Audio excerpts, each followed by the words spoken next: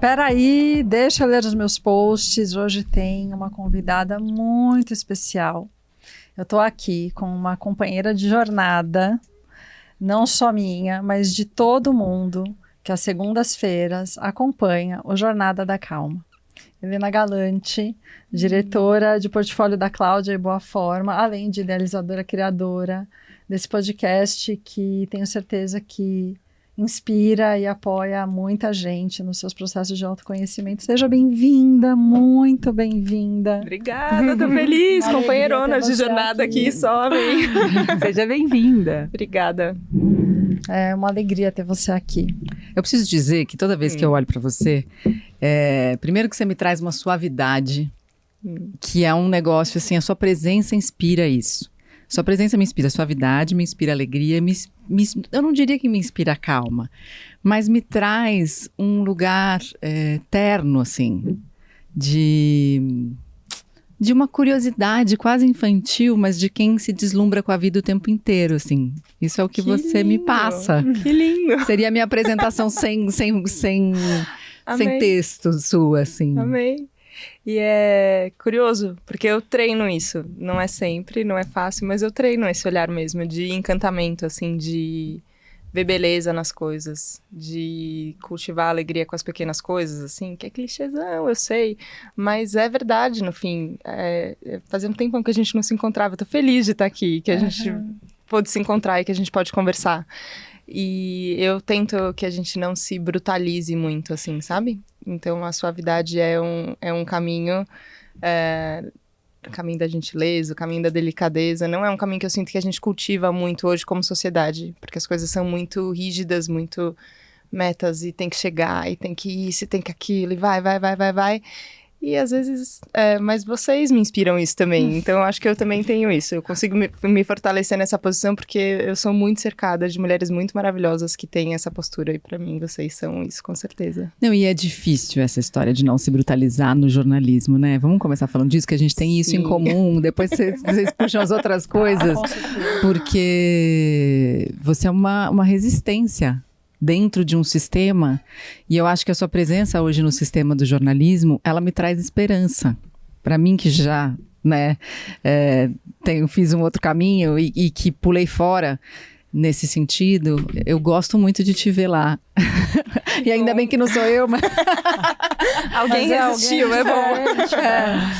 Mas sim, eu concordo. Quando eu entrei no jornalismo, eu entrei muito jovem, né? Então eu tinha 19 anos quando eu comecei a trabalhar. E eu vinha de um caminho que era um caminho das artes, né? Eu queria ser atriz, eu fazia artes cênicas junto com o jornalismo.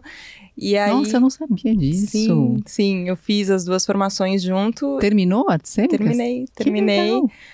Tá aberta, contratos, chamada. Pronto, vamos fazer aqui uma peça de teatro juntos. Você pode se juntar com a Ana Paula, que é o sonho da vida dela. Nossa Senhora, eu queria ser... Eu sou médica, né? Mas a profissão do coração, da alma, é ser atriz, artes cênicas, e chegou um momento que eu precisei escolher uma coisa ou outra, e acabei escolhendo pela medicina, mas arte cênica chamado. A gente pode trabalhar juntas. Gente, vamos fazer uma peça nos 50. Maravilhoso, maravilhoso. Pode ser uma boa. Podemos. Tá bom. Mas musical, claro, maravilhoso. Musical e dançar já não sei, cantar e não sei. Eu danço, eu sou bailarina. Pronto, essa habilidade não é tanto meu forte. Mas eu gostava muito, assim, tanto muito desse lugar da sensibilidade que as artes cênicas trazem, né? Então era um trabalho de grupo, o que é muito difícil, mas ao mesmo tempo é muito lindo, é muito forte, eu achava maravilhoso. E eu pensava assim, em algum momento a vida vai se encarregar de qual é o caminho que eu tenho que seguir. E quando a gente eu fiz Célia Helena, né? Uhum. Quando você se forma no Célia Helena, você entra em cartaz, você faz uma pequena temporada ali de uma peça. No dia que eu fui estrear, foi quando eu recebi a ligação que eu tinha passado no processo de estágio na Editora Abril, onde eu trabalho até hoje. E eu tava, assim, no teatro, e eu lembro de que eu gritava numa euforia que eu não consigo me imaginar hoje em dia, fazendo uma coisa tão expansiva, assim. Eu falo, nossa, como que bom ser jovem, assim, sair gritando, pulando, literalmente, de alegria. E eu fiquei muito contente, eu falei, eu quero muito. E eu entrei, assim, ó, de cabeça no jornalismo. E eu nunca mais pensei no teatro, a não ser nesse lugar de nostalgia bom, de eu gosto desse lugar, mas não pensei como carreira mais. Eu me encontrei de verdade na comunicação. Só que foi muito difícil, assim, porque você sair de um grupo de teatro onde você fala sobre as suas emoções, os seus sentimentos e que tudo que tá acontecendo e traz pro corpo como é que a gente tá sentindo agora, não, tá travado, não, volta, isso e aquilo, pra uma redação. Redação, prazo, audiência, e num lugar que eu sabia muito pouco, né? Eu acho que foi... o jornalismo também me deu esse choque de realidade como eu comecei jovem, que foi um lugar onde eu comecei muito mal, na verdade. Eu não sabia. Era a primeira vez que eu estava trabalhando na vida, eu não sabia trabalhar, eu não sabia estagiar, não sabia nada. Então eu lembro de chorar, assim, todos os dias durante um mês, quando eu comecei a estagiar. E falei, nossa, vai ser muito difícil, eu não sei se eu vou conseguir. Eu tinha medo de errar, eu tinha medo de não dar certo. Era um tempo... da informação só impressa, né? Então, quando eu comecei no jornalismo, não tinha o digital, era só o impresso. Então, só a revista impressa. E o que estava impresso no papel, estava impresso no papel para sempre. Na minha cabeça era uma coisa assim, meu Deus, e se alguma coisa errada acontecer? E a gente erra, né? A gente, enfim, como a gente pode fazer? E eu lembro de lutar contra essa rigidez do jornalismo. Até que eu entendi que um pouco era a falta de habilidade minha, que eu tinha que desenvolver coisas, que eu tinha que aprender, tinha que ter bastante humildade de olhar para o amiguinho e falar, e aí, como é que a gente faz isso daqui que eu não sei fazer? Aprender. Tive grandes editores, pessoas muito legais que me ensinaram no caminho a parte técnica que me faltava, mas demorou um tempo, assim, demorou um grande tempo. Eu acho que talvez a Jornada da Calma foi onde eu entendi que eu podia ser eu, do meu jeito, mesmo no jornalismo. E aí foi onde eu entendi que essa, na verdade, era a minha força, o que eu achava que talvez era a minha fraqueza, que eu tinha que ter ficado ali na postura jornalistona, assim, muito dura. Foi quando começou a Jornada da Calma que eu falei, não. Na verdade tem outro espaço. Tem espaço mesmo no jornalismo, mesmo dentro da redação, mesmo dentro da mídia tradicional, para fazer as coisas de um jeito diferente. Então... resistência. E você acha que foi isso que te levou pra Cláudia pra Boa Forma no final das contas? Acho. Foi, né? Acho. No fim foi. Teve uma mudança que, com a Jornada da Calma, eu comecei a falar mais de saúde, que é um tema que passa a Jornada da Calma, mas ainda que extrapole muito também só a saúde física e a saúde mental, mas passa bastante por ele. E me conectou com esse universo feminino também. E pra mim foi um processo de cura incrível, assim, porque eu acho que nessa tentativa de dar certo e de não errar e de acertar sempre, eu neguei muitos aspectos do universo feminino, assim, que tô podendo integrar de volta, sabe? E falar, nossa, não, isso daqui tudo faz parte, tudo isso daqui combina com todas nós. E é uma carreira que nega muito, né? O aspecto feminino de uma maneira geral, assim como a medicina também, na maior parte das especialidades, Demais. não todas, né? Na psicologia não, né? Não, a psicologia, ao contrário. infelizmente, ainda é vista como um campo mais só do feminino. Infelizmente. Porque eu acho que o masculino também tem um espaço. Eu conheço terapeutas homens que são sensíveis, fabulosos, e eu acho, na minha percepção, que a psicologia está muito ligada ao feminino porque a gente entende esse um lugar só do maternar, né? E claro, eu acho que tem aspectos que são mesmo do feminino ou são mais naturais, a gente está mais habituado a receber do feminino, mas eu tenho colegas terapeutas homens que são poucos e raros. Às vezes eu quero indicar um terapeuta homem, eu tenho dificuldade de encontrar os terapeutas homens para fazer essas recomendações, porque eu acho que tem processos que podem fazer mais sentido, a depender da história que as pessoas trazem, do que elas querem compartilhar. Eu não sei se porque meu avô era terapeuta também, eu não tinha tanto essa visão. Claro que a gente pensa, o que eu acho, o que mais me pega é por que a gente divide, né? Por que uma carreira tem um lado mais... a fantasia, a né? De que fantasia. aquilo é feminino ou masculino, né? E não só humano. É muito doido, No né? caso da psicologia, eu acho que é porque o lidar com as emoções é o papel feminino, né? Socialmente. Nós éramos em 120 no primeiro ano da faculdade, né? Das 120 pessoas, que se formaram 30, acho importante dizer, ao longo dos 5 anos. Muitas ficaram pelo caminho. Muita gente repensou. Dos 120 tinham 10 homens, né? E aí se formaram 3. Caramba! Ainda lembro dos nomes deles. Dene, Rogério, nossa, gente, me fugiu o terceiro nome que estava aqui agora. Daqui a pouco você lembra. Daqui a pouco eu lembro. Mas eu acho que é uma coisa, né, para a gente pensar e esse caminho da expressão. E aí, quando eu olho para você, a Mari falou de como ela te vê, eu acho que eu endosso, e tem uma palavra que eu acho que a gente já teve a oportunidade de fazer algumas trocas, alguns cafés bem filosóficos, né? Sim.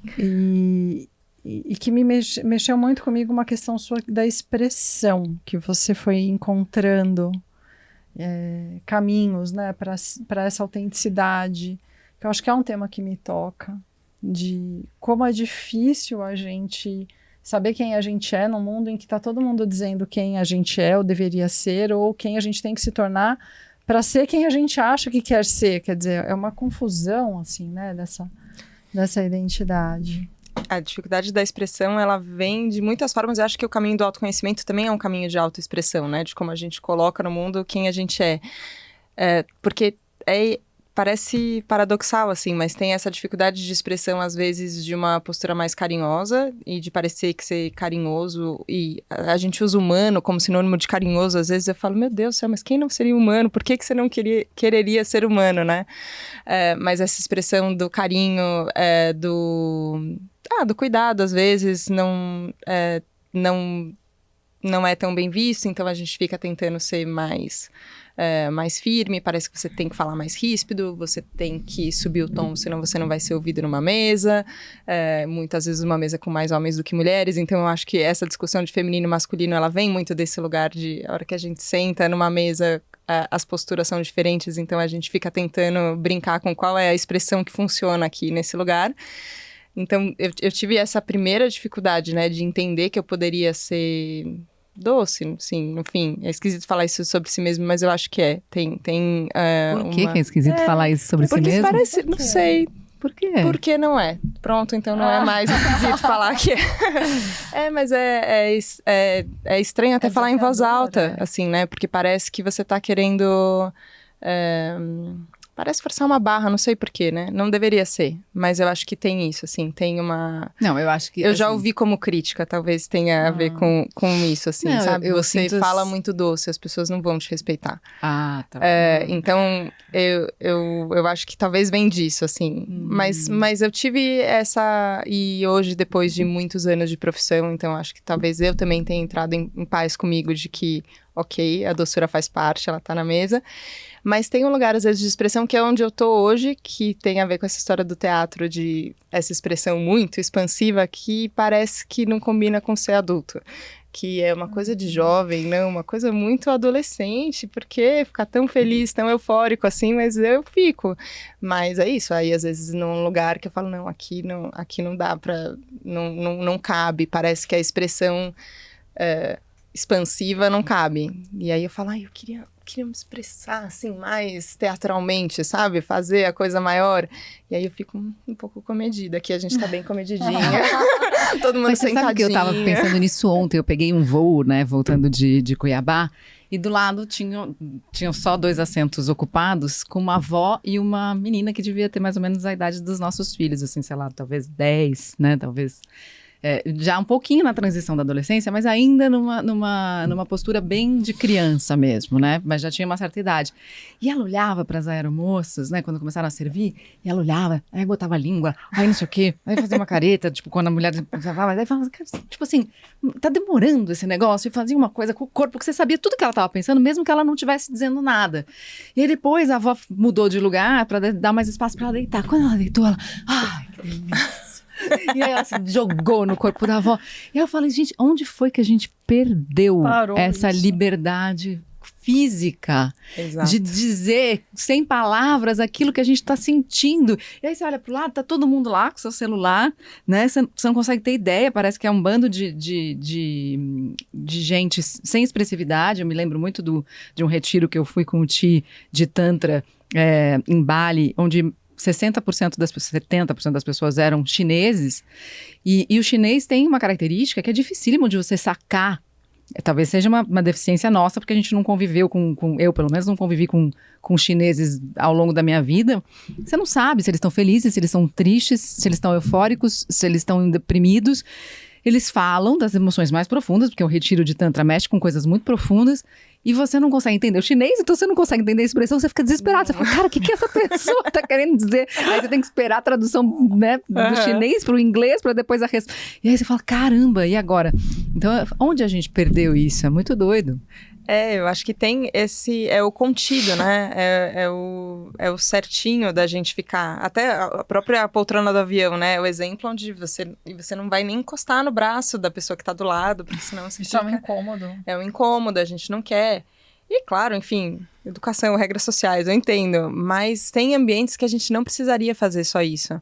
Tem relações nas quais a gente que poderia não. Só se soltar um pouco mais, né, no colo, assim, Eu me permito abraços muito mais demorados do que talvez antes eu achasse que fosse... A gente tem um tempo, né, do abraço. O seguro para não liberar a ocitocina. Exato.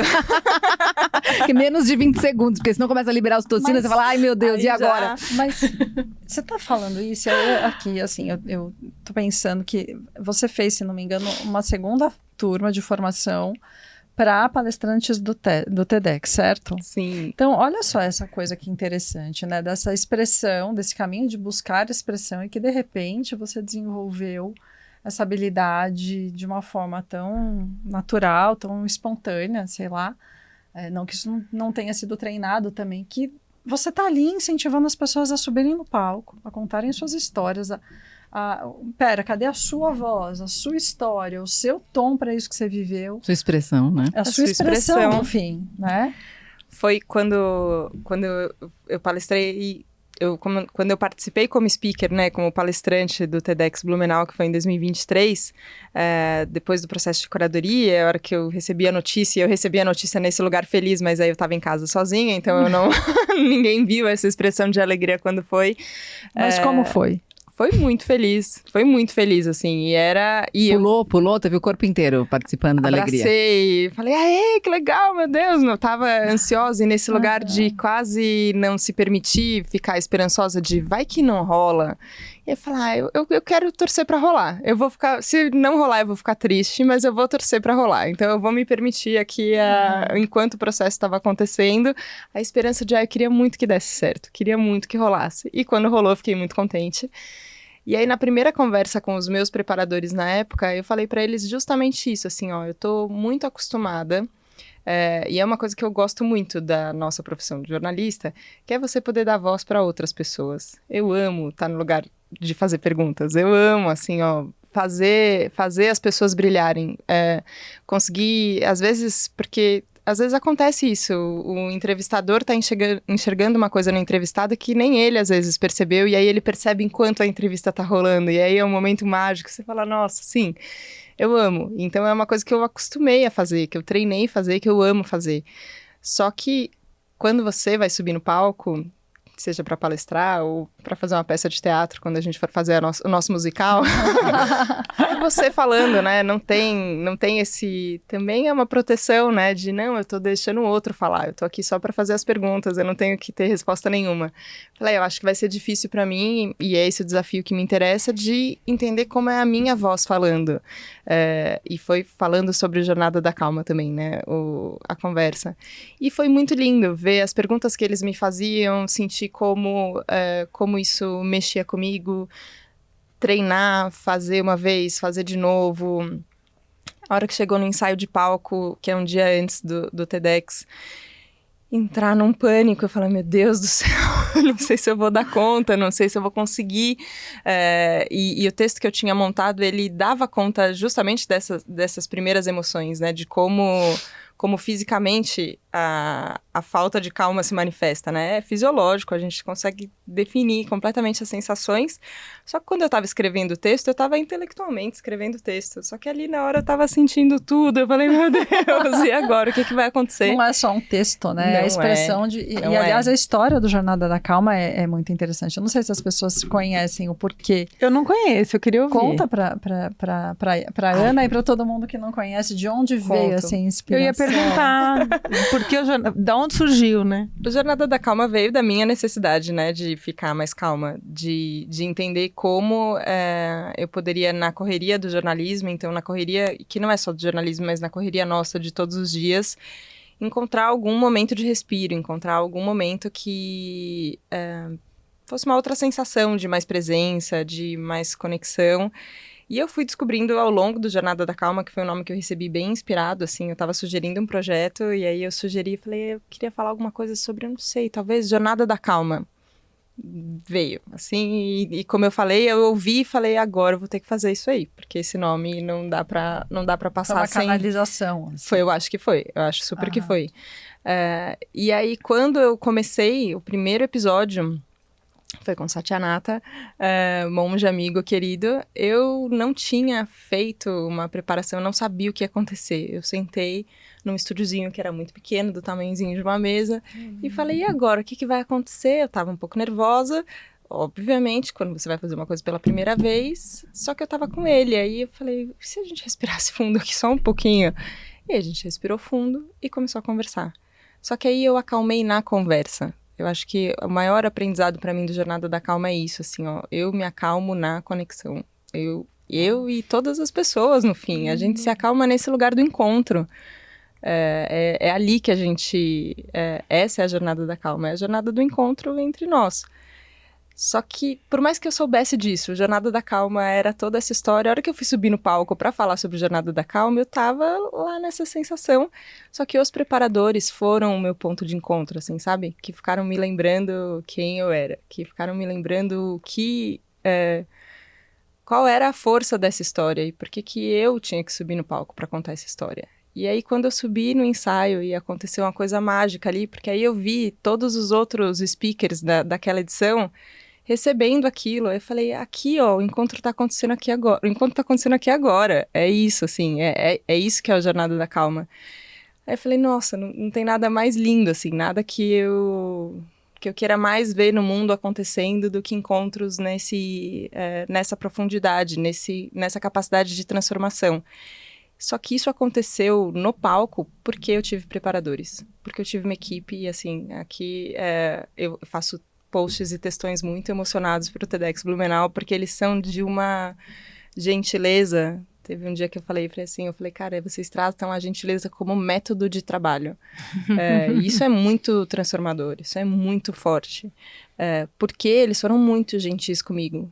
Muito criteriosos também, assim, eles não deixaram acontecer menos do que tinha para acontecer. Eles me puxaram também, sabe? Teve um, vamos lá, não, olha de novo isso daqui, vamos... teve um incentivo para vamos fazer o melhor acontecer, mas ao mesmo tempo tinha um acolhimento e uma compreensão e uma gentileza. A hora que terminou eu falei, eu quero fazer isso, eu quero ajudar a fazer isso com mais pessoas. E aí eu entrei de novo num projeto de, aprendizado, porque eu não sabia preparar pessoas, eu ainda considero que eu estou aprendendo a preparar as pessoas.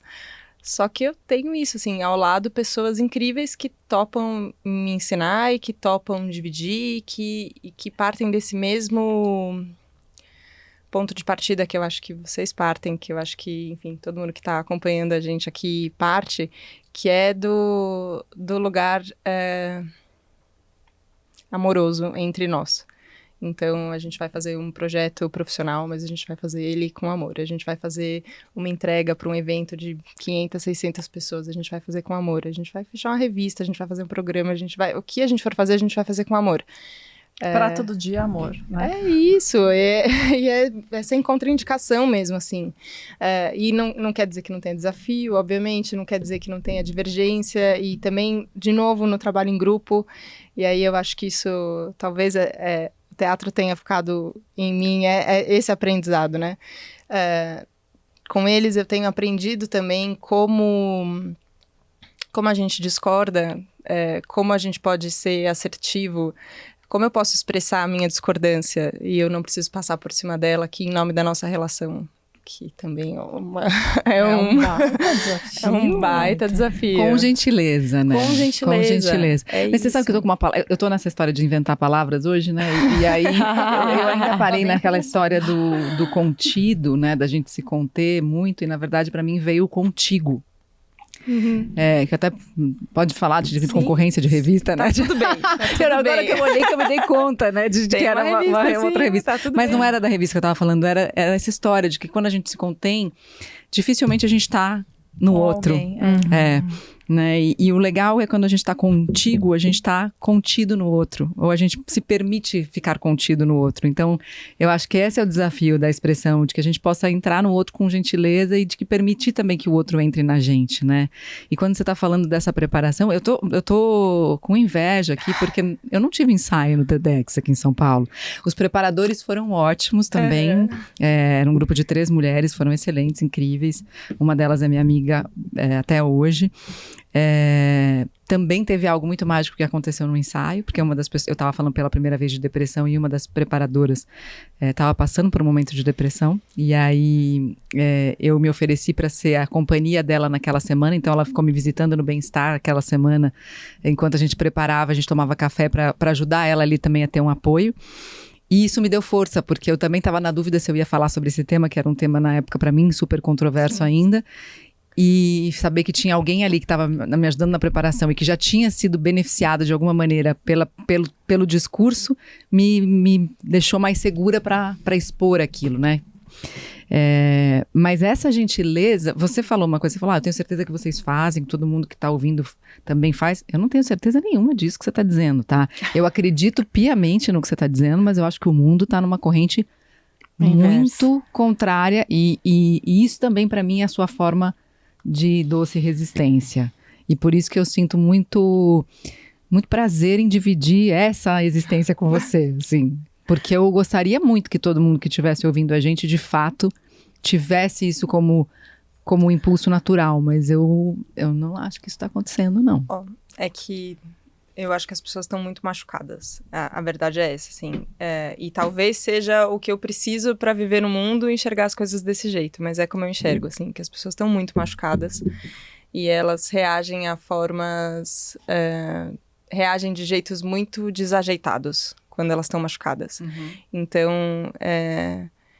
eu vejo mesmo acontecer, assim, de você... Se você procurar a bondade no outro surge, entendeu? Ela tá lá. Ela pode estar adormecida, pode estar, enfim, um pouco descrente, meio desconfiada, meio soterrada de muitas coisas por cima, mas ela tá lá.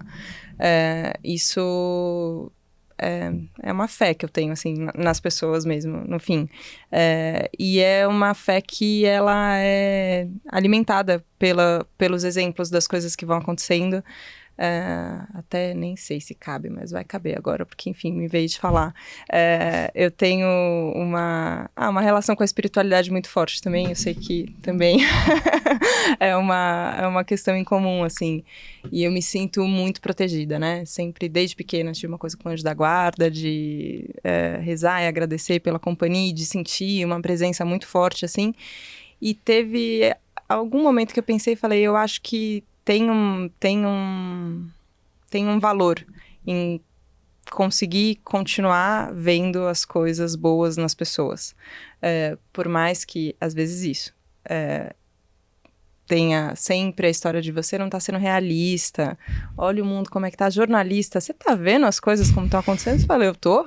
Exatamente porque eu tô, que eu acho que o único caminho possível é insistir nesse lugar, sabe? Se a gente começar a apertar outros botões, assim, é muito rápido de tudo ir pras cucuias, assim, sabe? É muito...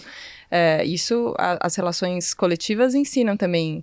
É muito rápido para uma relação ir para um extremo, para um rompimento, para um desentendimento. Você fala, o outro entendeu outra coisa do que você falou, e aí...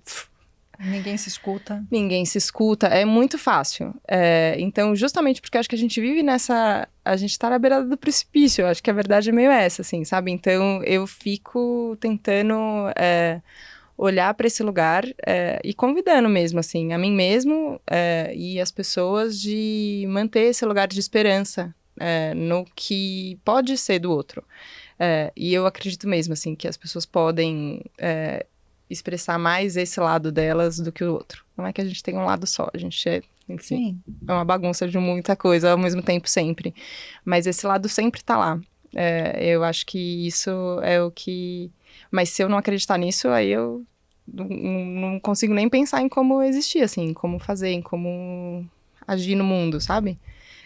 Então, eu tive momentos, até recentemente, assim, que eu senti muito que essa minha esperança foi abalada, sabe? E num lugar de agora, sem esperança, como é que eu vivo? E eu descobri que não dá pra viver, assim, foi um flerte com esse descrédito com os meus irmãos, com a humanidade. Eu falei, nossa, né, é um lugar muito difícil pra mim, não consigo. E isso aconteceu pelo que você estava vendo no mundo ou por alguma coisa na sua vida pessoal? Não precisa dizer o que era. Não, acho que foram as duas coisas, assim. Eu acho que eu entrei num lugar que eu acho que foi muito bom, porque perder a ingenuidade nesse sentido é muito bom.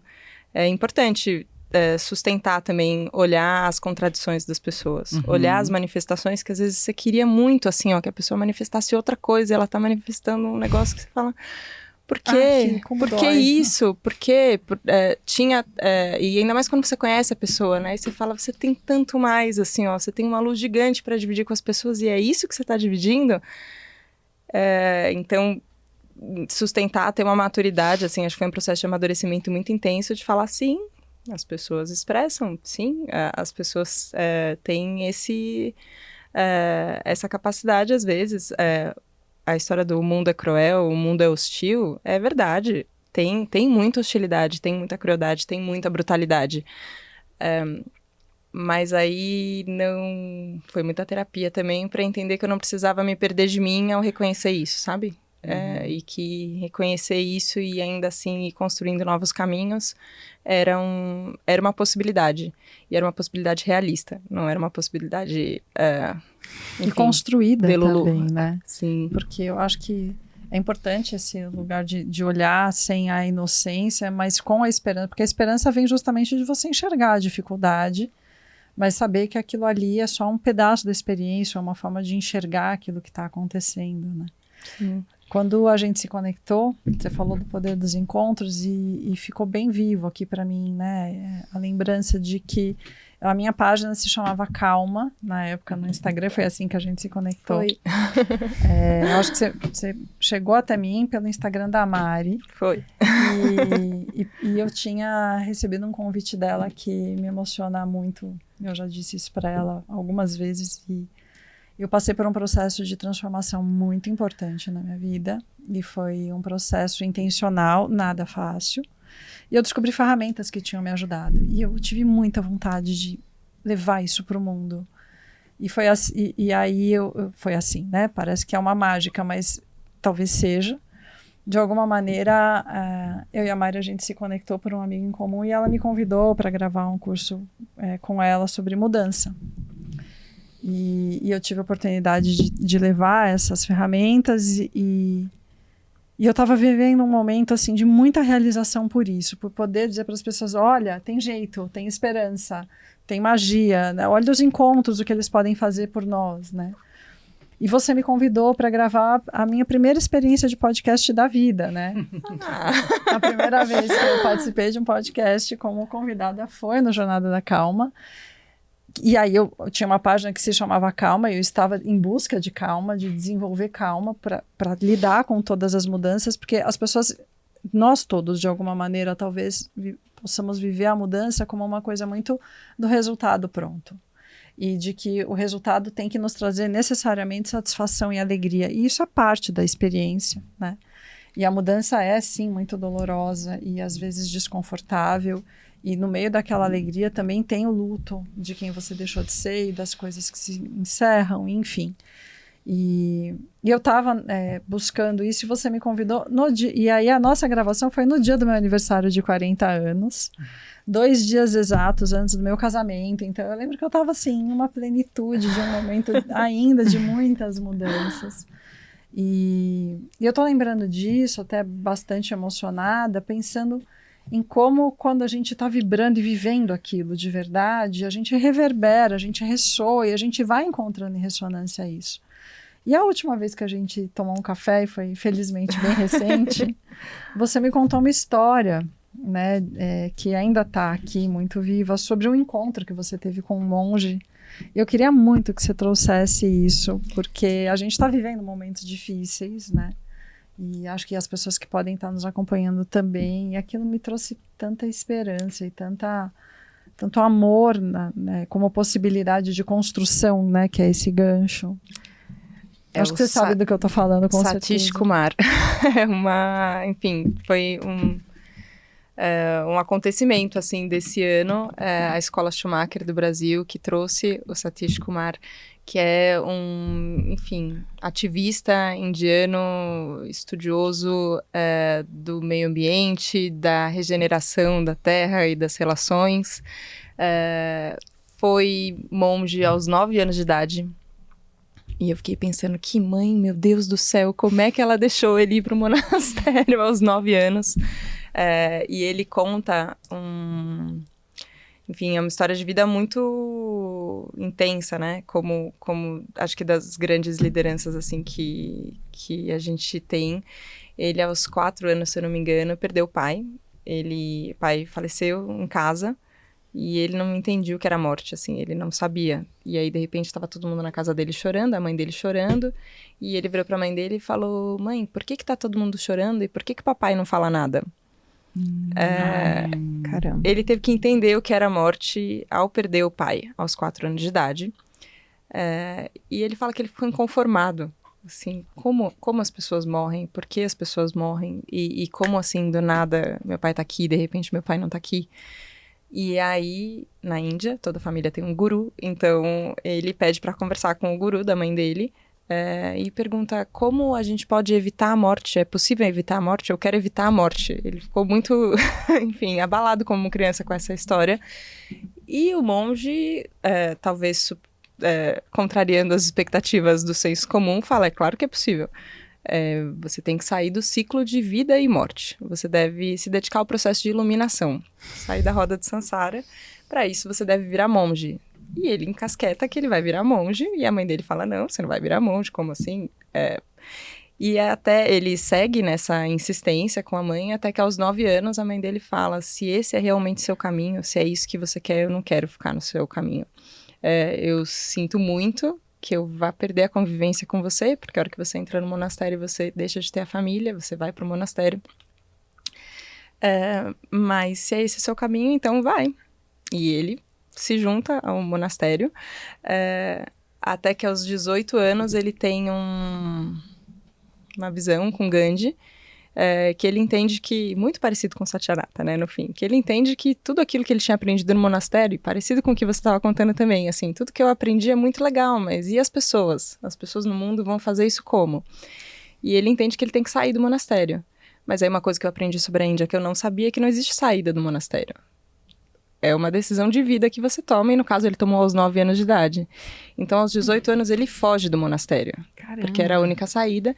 Vai bater na porta da mãe dele, e a mãe dele fala: não, o que você tá fazendo aqui? Você pede desculpa pro seu superior e você volta pro monastério. O que vai acontecer com a Índia se as mães começarem a acolher os seus filhos fugidos do monastério? Você fez a sua escolha, mantenha a sua escolha, volta. Ele falou: não, mãe, mas eu tô cansado, me dá pelo menos um copo de água, eu fugi. Não, aqui você não vai tomar uma água. Fecha a porta e ele...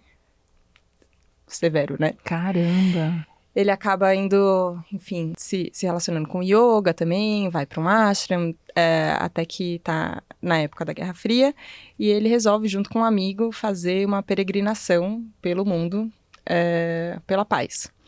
E ele leva uma caixinha de chá para cada uma das potências que tinham bombas nucleares. E ele tem um pedido na entrega de que, se eles tivessem vontade de apertar o botão de estourar uma guerra nuclear, que antes eles sentassem para tomar uma xícara daquele chá. E de preferência que eles chamassem o inimigo para tomar o chá com ele. Essa história faz parte de um livro e de um documentário que se chama Amor Radical, que é a bandeira do Satish Kumar, assim, amar radicalmente. Quando ele faz essa viagem, ele consegue fazer essa viagem. É realmente muito emocionante, assim, de pensar que existe, né? Não é uma história. poderia ser uma grande história linda. E ela é. Só que ela é também uma história real de uma pessoa que tá aqui e que eu sentei num sofá para conversar, assim. Você fala, obrigada, jornalismo, que bom que isso aconteceu. Mas ele, quando faz essa peregrinação, ele vai, o então mestre dele fala para ele, a hora que ele decide que ele vai sair, fazer essa peregrinação pela paz, ele fala, você tem que levar 2 armas. Ele fala, mas eu tô indo caminhar pela paz, eu não vou levar arma. Não, você tem que caminhar com 2 armas. Ele falou, você é vegetariano? Ele falou, sou. Então você deve se manter vegetariano. Ele falou, tudo bem, eu sou vegetariano pro resto da minha vida. E a segunda coisa é, você não deve levar nenhum dinheiro. Porque se você levar dinheiro, você vai deixar de confiar, você não vai precisar das pessoas. E as guerras começam quando as pessoas param de confiar umas nas outras. Então ele vai nessa peregrinação que dura 2 anos e meio, ele e o amigo, carregando os pacotinhos de chá sem uma moedinha no bolso, ele vai sem nenhum dinheiro. E aí ele conta passagens assim que são muito emocionantes, dele vai entrar no Paquistão, e aí a Índia e o Paquistão estavam brigados, e uma amiga fala, pelo amor de Deus, ninguém vai te dar comida no Paquistão, você é indiano. E ela quer entregar pacotes de comida para ele, e ele recusa. Ele fala, eu não posso entrar no Paquistão com isso, você está me entregando pacotes de medo. E eu não posso entrar no Paquistão com medo, senão eu não vou sobreviver. E ele vai sem nada, e a hora que ele cruza a fronteira, tem lá um paquistanês falando, vocês são os 2 que estão caminhando pela paz? E isso, sei lá, muito tempo atrás, Guerra Fria, não tinha internet, não tinha nada, não sei como é que essa notícia se espalhou. E ele fala, a história de vocês tá correndo o mundo antes de vocês. E eu concordo que a gente deva viver em paz. Então eu quis estar aqui para receber vocês, para vocês poderem dormir na minha casa e comer da minha comida, para vocês continuarem sua jornada. E assim foi. Ele fala como ele sobreviveu. Ele falava, você é muçulmano? Eu te amo. Você é cristão? Eu te amo. Você é comunista? Eu te amo. Você é capitalista? Eu te amo. Só que ele ama mesmo, assim, sabe? E aí eu fiquei diante daquele homem falando, eu tô aqui achando que eu tô... será que eu devo ser carinhosa? Não devo ser carinhosa com as pessoas? Ele tá falando de radicalismo, assim, ó. De confiança também, né? Eu tô aqui com fome, não tenho onde ficar. Mas eu vou confiar que alguém vai trazer, eu agora né? consegui entender por que eu coloquei esse livro aqui na mesa, Nossa. que é o Long Path. Não sei quem já leu e tal, mas eu tive a bênção de entrar numa livraria no aeroporto essa semana, me sentindo uma impostora com uma série de coisas, comecei a olhar para livros de negócios, eu falei, não, preciso comprar um livro de negócio, porque eu preciso entender mais de negócio e tal, não sei o quê. E aí, de repente, eu ouvi o sussurro do meu coração dizendo assim para mim, tudo bem, Mari, pode olhar, desde que seja para você ter certeza de que não é isso que você vai comprar. E aí eu agradeci meu coração e já estava quase saindo da livraria, e aí veio de novo essa voz da intuição que me acompanha, e agradeço ela todos os dias, e me fez dar mais uma olhada, assim, num relance eu vi esse livro e me chamou a atenção, porque eu adoro o Adam Grant, e tem uma frase do Adam Grant, prepare-se para pensar e repensar. E é um livro de um cara que teve os pais mortos na Segunda Guerra, os avós, na verdade, e o pai ficava muito preso nessa história da Segunda Guerra como vítima do nazismo, e sempre nesse lugar preso ao passado, e uma mãe futurista. E ele começa a ser futurista nesse lugar, entre quem respeita o passado e quem pensa no futuro. E aí ele traz, assim, algumas coisas que eu acho fantásticas, de que a gente precisa expandir a nossa possibilidade de futuro com olhares que a gente talvez não consiga ter ainda, né? E aí tem uma frase de Madre Teresa que diz assim, o problema com o mundo é que a gente desenha um círculo muito pequeno para nossa família. E eu acho que essa frase de Madre Teresa resume muito isso. A gente começa a olhar para as pessoas e só consegue declarar amor para quem é parecido com a gente, para quem já estabelecemos uma relação, para quem a gente sente que gosta da gente, porque afinal de contas eu não vou dizer que eu amo ninguém se eu não sei se essa pessoa me ama em troca, né? Mas quando a gente decide olhar para o mundo como esse lugar em que definitivamente a gente não está sozinho, porque tem algo maior nos acompanhando o tempo inteiro, né, e um pouco da espiritualidade que ele traz tão lindamente, conta isso pra gente, não adianta você achar que você tá sozinha, você não tá. Você não tá. E quando eu peguei esse livro na mão, eu tive mais certeza ainda de contar, porque eu tava sozinha na viagem, tinha certeza que eu tava acompanhada, mas por muita gente, né, na hora que você começa a ler, e ele fala do desenho de futuros possíveis. E ele traz um desenho de um futurista que é um cone de visão. E ele pede, depois eu tento achar a figura aqui, mas ele pede para que a gente possa, porque se você seguir o caminho natural do nosso futuro, se você se projetar no futuro, você vai ter quase que uma linha reta ali, só vai piorar um pouco das coisas, né, físicas, muito provavelmente. Sim. O amadurecimento vai te trazer sabedoria, se tudo der certo, né, se você conseguir ficar consciente para isso e atento. Mas ele fala, vamos expandir um pouco a visão. Então tem o que é o linear, tem o possível, mas aí ele quer expandir um pouco mais. E aquele que é aquele futuro que a gente gostaria de pirar. E aí ele lança um desafio. Como é a nossa espécie Homo sapiens em 2200? Nossa. E o que a gente precisa fazer hoje para ter orgulho dessa espécie em 2200? E aí ele traz essas reflexões que passam por esse lugar desse amor radical, dessa construção de uma sociedade onde a gente não precisa mais do dinheiro. Porque a gente vai contar com as pessoas. Onde ele traz, eu achei lindo, ele conta uma história de um cara fictício que é diagnosticado com TDAH, e aí os pais começam a pirar, porque se meu filho tem TDAH, ele vai ir mal na escola. E aí, se ele for mal na escola, ele vai tirar notas ruins. E aí, se ele tirar notas ruins, ele não vai entrar na faculdade. Se ele não entrar na faculdade, ele não vai conseguir trabalhar, né? Não vai conseguir se formar, não vai conseguir ter um bom emprego, não vai conseguir ter renda. Então, danou-se. O que eu preciso fazer agora é tratar do TDAH do meu filho a qualquer custo. E aí, eu vou parar minha vida inteira para poder dar atenção para esse menino. E quantas famílias estão nesse momento fazendo exatamente isso? E ele fala, cara, mas e se o futuro for neurodiverso? E se o TDAH sobreviver muito bem nesse futuro, onde ele não precisa prestar atenção em 500 mil coisas ao mesmo tempo? Onde ele pode, inclusive, ser disperso, porque ele não vai ter que ter uma profissão formal, porque ele não vai precisar de dinheiro, porque ele não vai ter que passar na faculdade. E se a gente criar uma sociedade, de fato, que inclua isso como uma possibilidade? O que a gente precisa fazer individualmente para isso? Uau.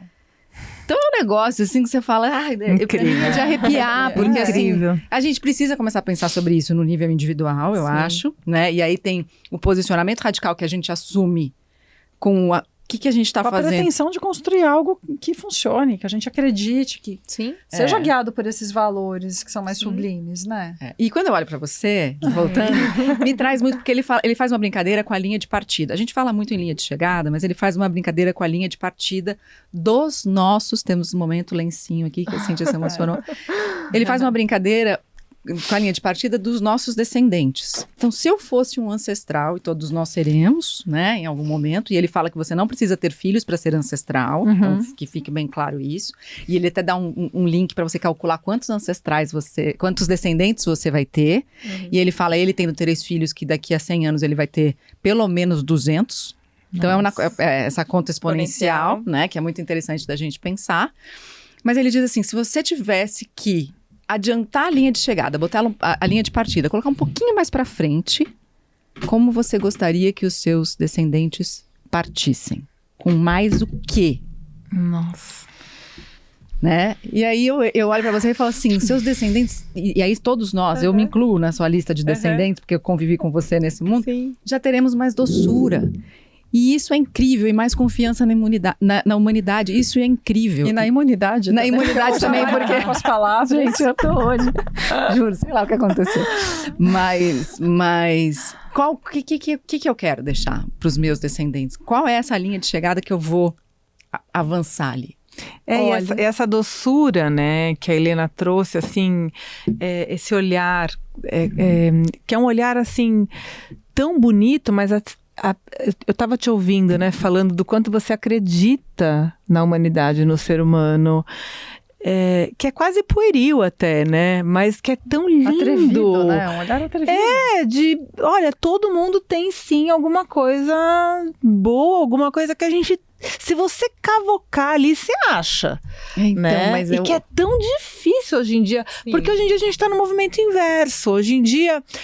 Ao primeiro sinal de que há algo ruim, a gente já tá lá apontando o dedo. Lembra que apontar o dedo, você tem sempre 3 virados para você, né?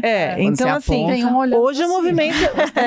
que hoje o movimento é esse, assim, vacilou, Peguei, Sim. acabou, excluí, hate, cancelei, né? Você já ganhou lá um monte de... Uma onipotência de poder fazer isso com o outro. Né? Exato, e aí vem o bullying, aí vem os haters, e aí, né, com essa coisa da internet, a gente tem que falar essa linguagem, infelizmente. Então, mas cadê o lado bom dessas pessoas? Porque daí eu acho que o desafio e o atrevimento é olhar para esse hater e essa pessoa que está cancelando, e para essa que eu acabei de, não sei quem é, mas estou julgando aqui, dizendo que é prepotente ou qualquer coisa assim. Tem uma bondade aí, tem um machucado gigantesco que encobriu isso. Cadê? Como é que a gente traz para cima? E aí eu tô muito impressionada com a sintonia, porque a gente escolheu os posts. Só vai dar tempo, acho que de um, porque e acho que tá tudo bem.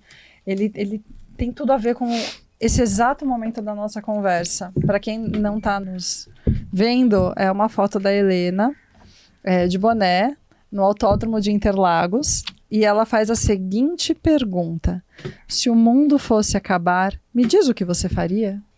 O que você faria? Que curioso, porque eu fui ver um festival de música e eu vi um show do Ney Matogrosso que canta essa música, né? E eu fico com essa pergunta sempre, né? Assim, ó, se o mundo fosse acabar, o que você faria?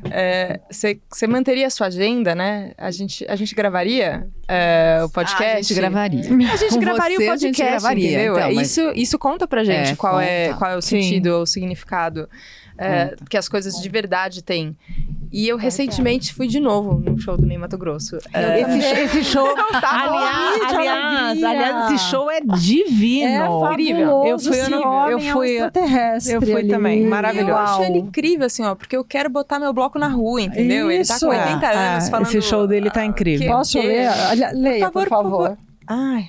Você vai declamar a letra. Meu amor, o que você faria se só te restasse esse dia? Se o mundo fosse acabar, me diz, o que você faria? Ia manter sua agenda de almoço, hora, apatia? Ou esperar os seus amigos na sua sala vazia? Ai, vou chorar. Meu amor, o que você faria se só te restasse esse dia? Se o mundo fosse acabar, me diz o que você faria. Corria para um shopping center ou para uma academia para esquecer que não dá tempo pro tempo que já se perdia? Meu amor, o que você faria se só te restasse esse dia? Se o mundo fosse acabar, me diz, o que você faria? Andava pelado na chuva? Corria no meio da rua? Entrava de roupa no mar? Trepava sem camisinha? Meu amor, o que você faria? O que você faria?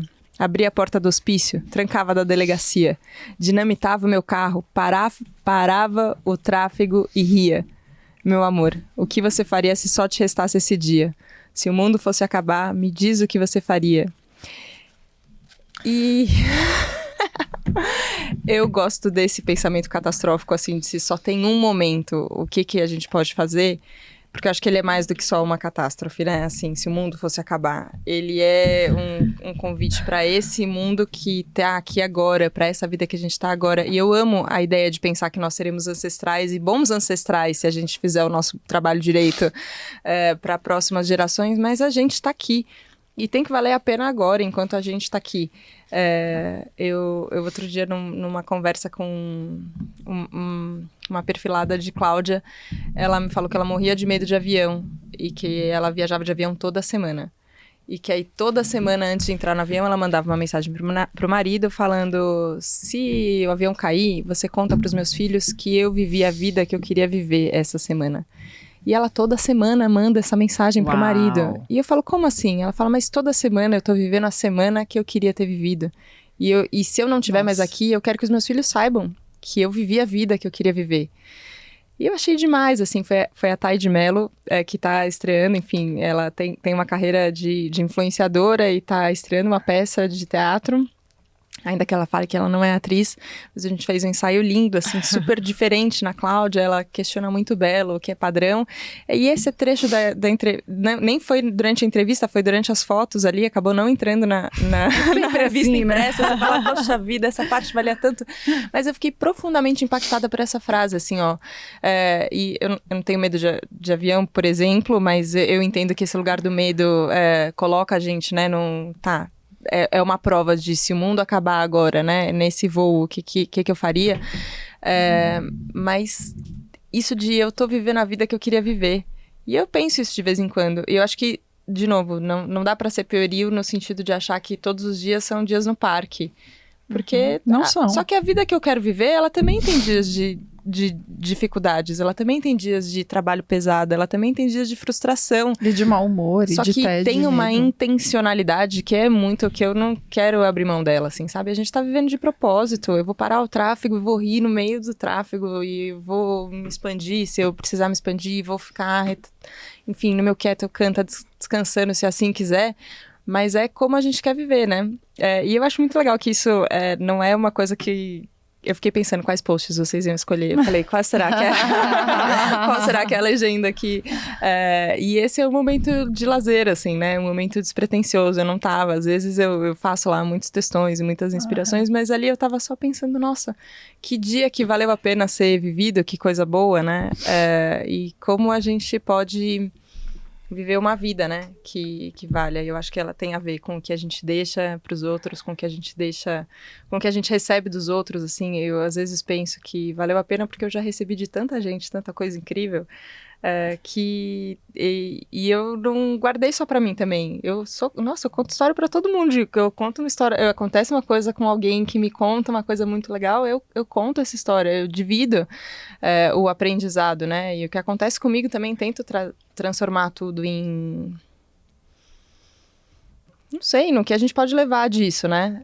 Tem essa mentalidade do aprendizado e da curiosidade que é bastante infantil. Eu gosto desse lugar, né? Dessa mente de principiante o tempo inteiro. A gente está sempre aprendendo. E é uma vida que vale a pena viver. Se o mundo fosse acabar, e talvez ele vá. Então, esse livro, você me trouxe várias coisas. Tem várias coisas que eu quero ler aqui para vocês. Mas uma delas é o conceito do You Only Live Once, que é uma coisa que as pessoas usam para poder fazer as altas loucuras que elas fazem. Você só vive uma vez, então eu vou encher a cara. Você só Usar vive uma droga. vez, eu vou comer tudo, eu vou não sei o quê, vou chutar o pau da barraca e tal.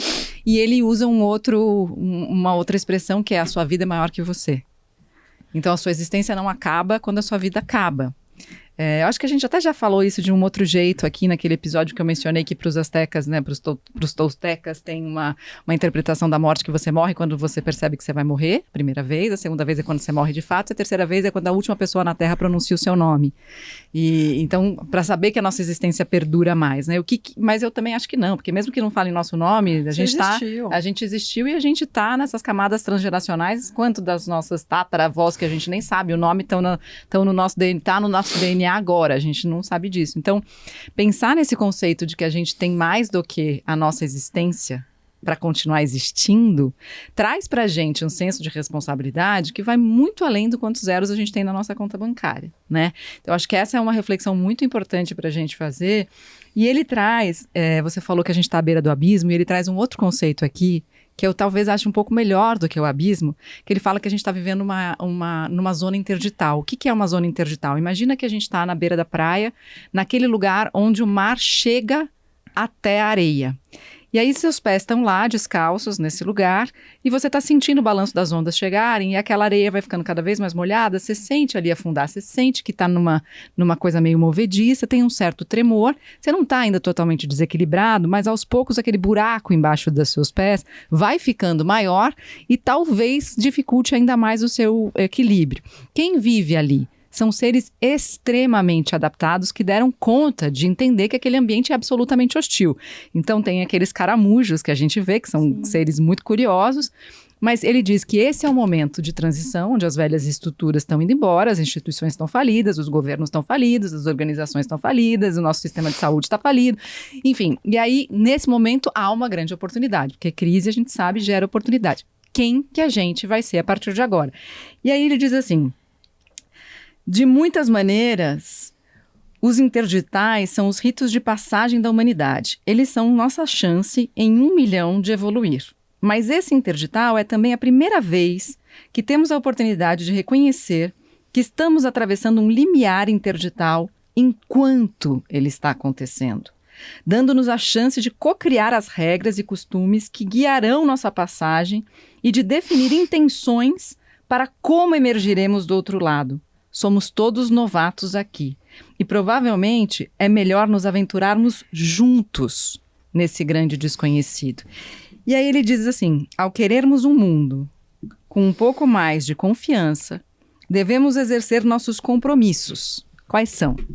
guardar a última fatia de torta, cuidar dos filhos de alguém, oferecer uma moeda quando alguém estiver precisando no supermercado. É tão simples.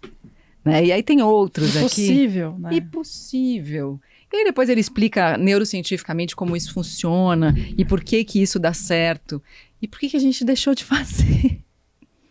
Não sei se a gente deixou de fazer, como Boa. eu só me lembro dessa época também, eu acho que já devo ter vivido umas outras vezes. Não sei se a gente só vive uma vez ou se a gente só lembra de uma vez que a gente vive, mas... Meus filhos têm certeza, um deles foi uma lontra, o outro um guaxinim.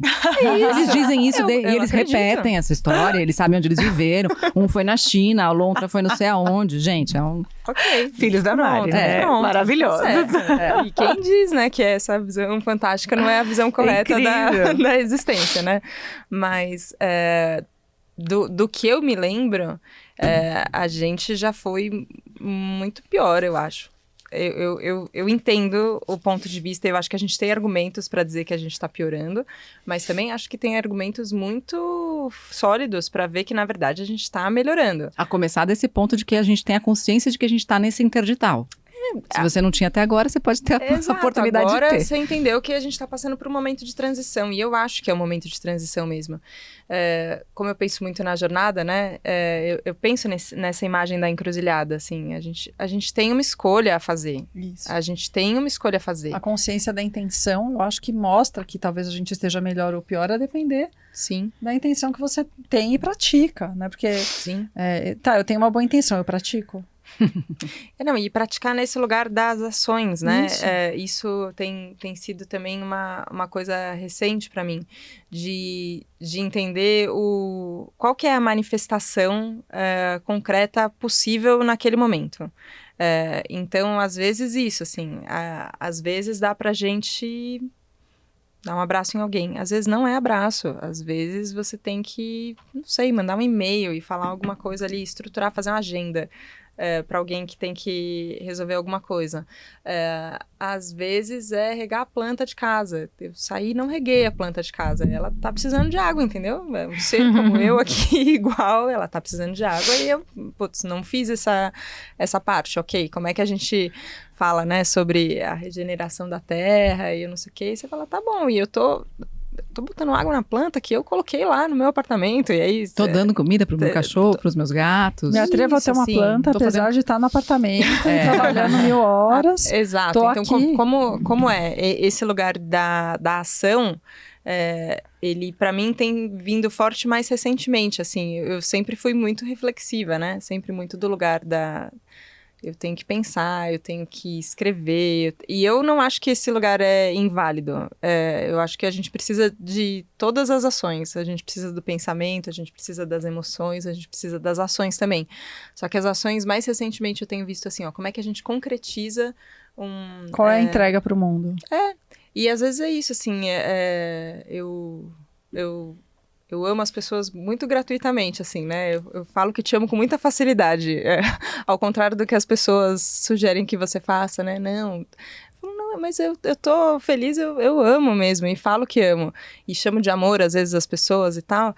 Você fala, tá bom, mas às vezes é fácil falar eu te amo. Mas às vezes é difícil ir lá quando a pessoa tá no momento que ela não tá tão bem, que ela não tá. E você ficar do lado e falar, tá bom, a gente vai atravessar isso aqui juntos. Então, essa demonstração, sabe, que se faz nas ações, eu acho que ela é muito necessária. O Satish Kumar, voltando a ele, é uma pessoa que inspira nas palavras e inspira nas ações, e inspira na presença também, e é muito gostoso você estar na presença de alguém que é coerente, né, entre o que pensa, o que fala, o que faz. Você fala, nossa, que coisa maravilhosa. E é bonito ouvir a história dele, mas é importante pensar em como foi para ele. Lógico que ele teve medo, óbvio, Claro. de entrar no Paquistão. Ele também tinha fome e frio. Mas ele também deve ter tinha sentido um milhão de confiança. coisas sobre a mãe dele e não ter Exato. servido um copo de água. E aí acho que vale aqui só um parênteses, porque a história dele com a mãe dele se reconcilia no final, assim, porque o monge dele vai à casa da mãe dele depois de muitos anos falar, então, seu filho deixou o monastério, mas ele nunca deixou de ser monge. Você sabe o que ele foi fazer? E ele conta pra mãe o que ela fez, e aí ela viaja pra Inglaterra, onde ele estava vivendo, pra pedir desculpas por ter sido tão severa com ele, e dizer que ela perdoava ele. por ele ter saído do monastério. E se ele podia perdoá-la por ela ter sido daquela forma. E não é fácil perdoar, não é fácil. Na ação é muito difícil perdoar. Porque o tempo não volta, né? Não. As experiências estão postas, e aí o que é o perdão se ele não vai apagar, né? Assim. Sim. Mas ele é possível. E ele é possível na ação, e às vezes ele demora mais tempo do que a gente gostaria até que demorasse. Às vezes a gente fica buscando caminhos e não encontra, mas você fala, tá, não tá vendo o caminho, não quer dizer que ele não existe, então confiemos que ele exista. Não, eu fiquei pensando em tudo isso, assim, a gente resvalou nesse tema mais místico, mas você perguntou, quando você estava contando a história dele, né, como é que será que o cara sabia que ele ia chegar lá, e como é que essa história se percorreu? E aí, assim, né, e agora quando você trouxe a história da mãe de novo, eu me lembrei disso, porque para mim não há outra explicação do que senão a vibração mesmo. A vibração tão potente dessa coerência e desse amor sustentado a todo custo e acima de tudo dessa maneira radical, que faz com que a sua presença chegue antes de você, porque chega, né? A gente sente das pessoas amorosas, a gente já está sentindo elas no campo entrando antes delas virem. E depois, as pessoas que vibram isso, os problemas delas se dissolvem, porque elas já dissolveram tudo dentro delas no amor também. Então, há caminhos que vão ajudando essas pessoas, mesmo que elas não tomem as ações, porque a única ação que ela tinha que tomar, ela já tomou, que é a decisão interna, absolutamente consciente e cotidiana de manter essa frequência. Que é dificílimo. É muito. Mas talvez seja a única coisa que a gente possa fazer para ter uma espécie da qual a gente vai se orgulhar daqui a 100, 200 pra ser anos. Né? a espécie que a gente é, fazendo a nossa parte onde a gente pode. Quando ele estava aqui no Brasil, eu tive alguns encontros, né? A possibilidade de acompanhá-lo em alguns encontros. E ele fala muito sobre amor, e até que perguntam para ele, né? Mas o que é amor? E aí ele responde, amor é aceitar o que é. E toda vez que eu jogo essa conversa numa mesa, assim, você fala, tá, agora para, calma. Amar é aceitar o que é. E eu gosto que ele responde, perguntam o que é amor e ele responde como verbo. Amar é aceitar o que é. E ele não é um conformista, né? Assim, ele não tá inerte em relação às coisas. Ele é um ativista, ele tá sugerindo o amor como forma de ativismo. Ele é uma pessoa que acredita na mudança. Mas ele parte do lugar de aceitação. E aí, às vezes, eu acho que esse é o lugar da conexão com o realismo, assim, né? Com o que está acontecendo? Eu aceito o que está acontecendo, eu não fujo do que está acontecendo. E o que está acontecendo, às vezes, é mais confuso do que eu queria, é mais dúbio do que eu queria, é mais difícil, é mais... Não importa, mas eu aceito o que é, e aí nessa aceitação eu recorro a essas ferramentas que a gente tem dentro, ou não só ferramentas, acho que a gente tem dádivas assim dentro, que a gente recebe, que a gente pode acessar elas, essa voz da intuição que conversa, tem manifestações muitas, né? Adorei. A gente não tem ferramentas, a gente tem dádivas. Não é? Muito. Gente, quem é que vai ter coragem de finalizar este episódio? Quem perguntou? Quem perguntou, você começou. Quem começa, finaliza, é nosso combinado. Não, senhora. Esse combinado nunca existiu. Claro, sempre existiu. Olha o amor. Então, com muito amor, eu quero agradecer imensamente a sua presença, as reflexões que você trouxe pra gente, a você, que é minha companheira de jornada, e as minhas outras companheiras de jornada, aquelas pessoas que estão nos acompanhando, que a gente possa se atrever mais a conjugar o verbo, né, amar, como uma escolha radical, às vezes insensata, por que não? Mas de trazer essa expressão, né, e para o mundo. Obrigada. Aceitando o que é, como é, mas trabalhando para mudar aquilo que a gente quer que seja diferente, né? Obrigada. Obrigada, foi muito Tom. bom. Fazer aquela parte que só você faz. Hoje eu não tenho condição. Vai, Mari. Compartilha, divulga. E especialmente reflete o que você faria se o mundo fosse acabar e qual o tipo de ancestral que você quer ser. E depois deixa lá escrito pra gente quais são as suas atitudes cotidianas, os seus compromissos para transformar a humanidade num lugar de mais confiança e mais amor. Pode ser guardar o último pedaço de torta, eu adorei isso. Lindo. E nesse lugar de... Vai ter alguém que vai chegar depois e a gente precisa deixar um copo d'água, precisa deixar algo nesse lugar do cuidado, né? Obrigada. Muito bom. Vocês são muito incríveis, gente.